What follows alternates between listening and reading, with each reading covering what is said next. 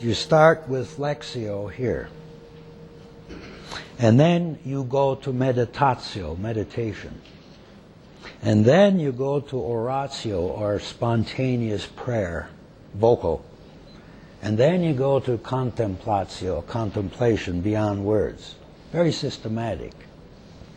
The problem is human beings don't work that way. So a system of artificiality is put on it. A more natural way, and then we are now on 17 where you have this diagram, is more like how Lectio works, I think. Let's say you start with Lectio down here in the left corner. From there, where do you go? Well, it depends on whether it's Tuesday or Friday. Where do you go? Let the Spirit lead you. You might go right into contemplation. You might go from the Lectio, just the words are a hindrance. So you just drop into this quiet space in which you listen with the ears of the heart to the voice of God which speaks to you in silence. If you hear locutions, be careful, because they're probably your own projection. God tends to dwell in silence and to stay there. Or you might go from Lectio to meditating on what you've just read. What does this have to say to me in my present situation? Who are my enemies, for example? Or you might go from Lectio to spontaneous prayer. And you might find yourself coming back. You might come back to Lectio. You're not going to go from one place to another and then stay there. You go up and down in a kind of continuum, or maybe I should say a circle in a kind of continuum. Let the Spirit lead you. Get out of the way. Out of your head and into, how do you feel? This bit of scripture you read, does it make your gut tighten? I mean, does it make you angry? It might. If it does, fine. Just get a load of the psalmists. Or does it unsettle you? Confusion, fear, does it bring up fears? Whatever it is, the Spirit is working with you, and stay with it, because that's where you need healing at this session of Lectio. Trust the process.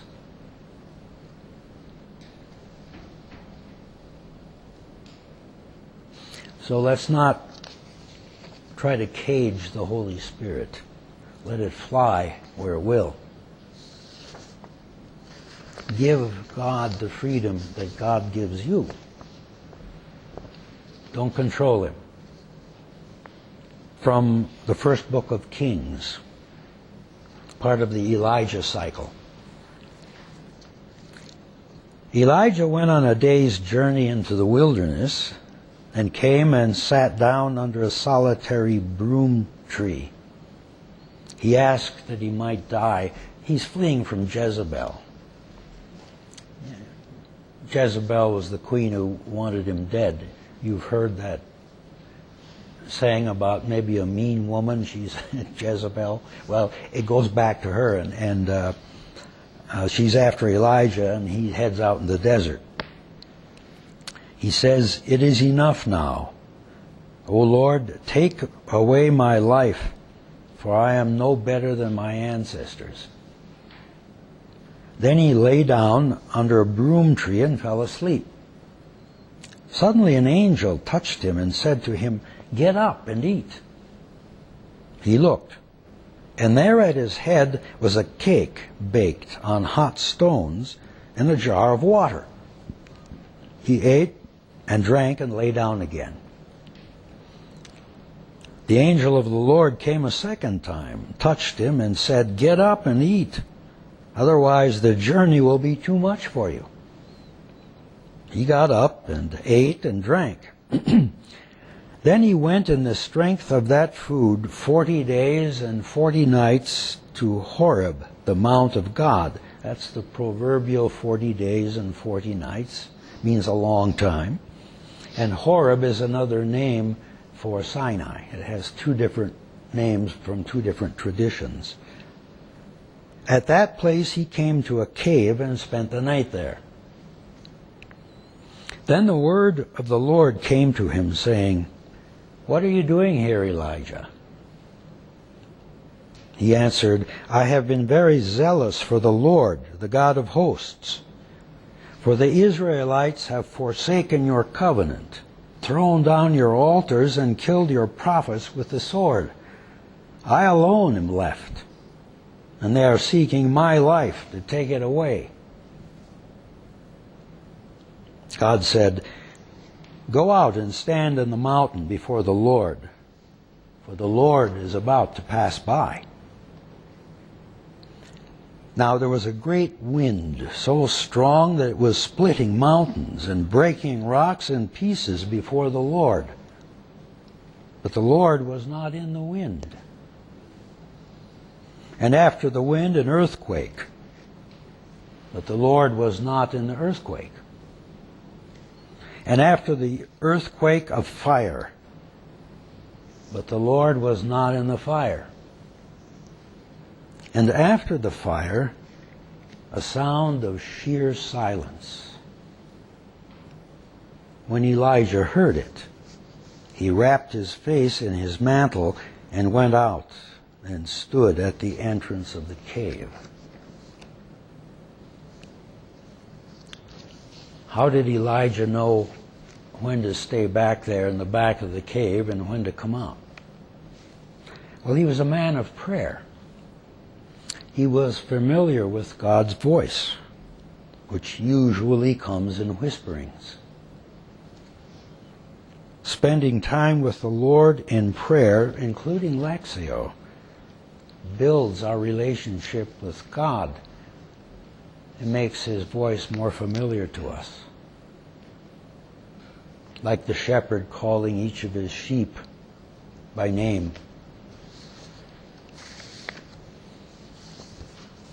When I was new here, we had sheep and a couple of llamas. We put the sheep out in the pasture and the llamas were out there. So the coyotes wouldn't attack the sheep because the llamas were there. Well, at the end of the day, Brother Raymond, the ranch boss, the 6'7" prior we have, I'd be with him. He'd open the gate up by the ranch house and have the corral gate open, and then he would call out, "Horace, Horace," and he'd whistle and clap his hands. Horace, he's from Worcester, Massachusetts. So Horace would run down the hill into the corral, and all the sheep would follow, and then he'd shut the gate. Well, one day he asked me to do it alone. So I opened the gates and I called out, "Horace, Horace," and clapped my hands. And Horace came down the little hill there and headed to the left. And some of the sheep followed him. Some of them went off to the right. Not a single one went into the corral. That's when I understood that passage in the Gospel of John about, "I am the good shepherd, my sheep know me, they know my voice," and so on. Wrong voice. And wrong accent. So,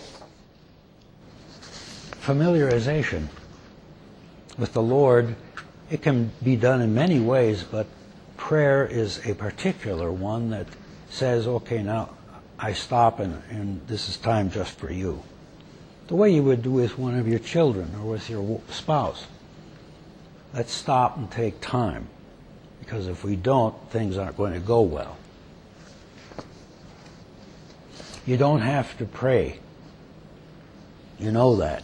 God doesn't demand it any more than the stars demand that you pay attention to them.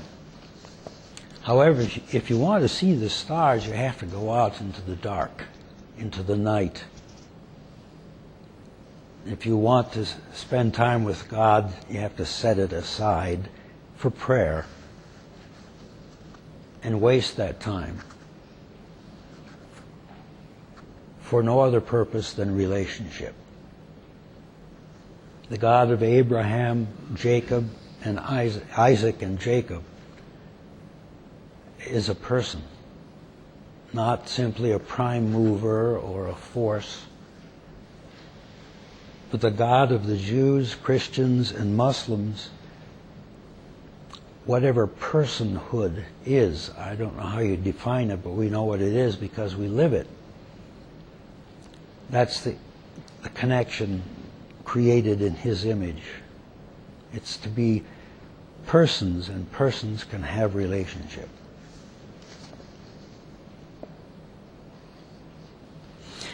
I'd like to leave you with a quote from this book by Mulholland, Shaped by the Word.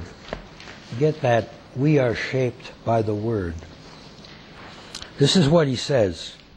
I don't think you have it. No, you don't have it. He says, it is precisely at those, I think I gave you this. It is precisely at those points in our lives where we are not in conformity with the image of God, of Christ, that God encounters us. That's one I'd like to stick with you. It's that piece of hope that never goes out. It never has to anyway, even when you fall. So that last slide, as we come back to what Lectio is, it's a date with God.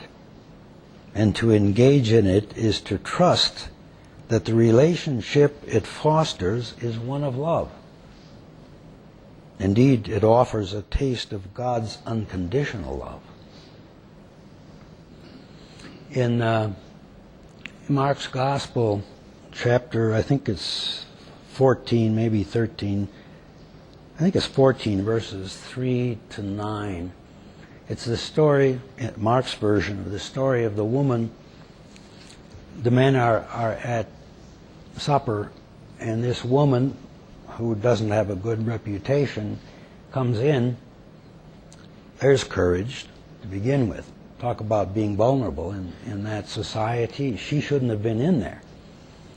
She came in with a bottle of pure nard worth 300 denarii. That's a year's wages. She broke the bottle, the neck on the bottle, and she poured it on Jesus' feet and bathed them and wiped them with her hair. Now, some of the men thought this was pretty scandalous and said that nard could have been sold for 300 denarii and given to the poor. And so they were giving her a rough time, and Jesus said, cool it. She has done for me beforehand for my burial. She did what she could. And I'm trying to remember the quote, as long as time exists, what she did for me will be remembered. She will be remembered. Now, notice that she didn't uncork the bottle and pour out and then stop and recork it. She broke the bottle, so she had to use the whole thing. Could that be saying that what I'm supposed to do with regard to the Lord is to break the bottle of me rather than uncork it and then recork it before it all gets out? Am I called to do that? Well, I guess I am. I'm still working on it. I got that cork in there. But it's process, you see. Hopefully by the time I'm ready to die, there won't be anything left in it. But you see, it's not where we are, it's or where we're supposed to get to. It's the journey engaging us where we are at this moment. If you're on the journey, you don't have to be anywhere else. You're where God wants you. Including if you're flat on your face. Huh? That quote from Mulholland is there. That's where God will meet you in a special way.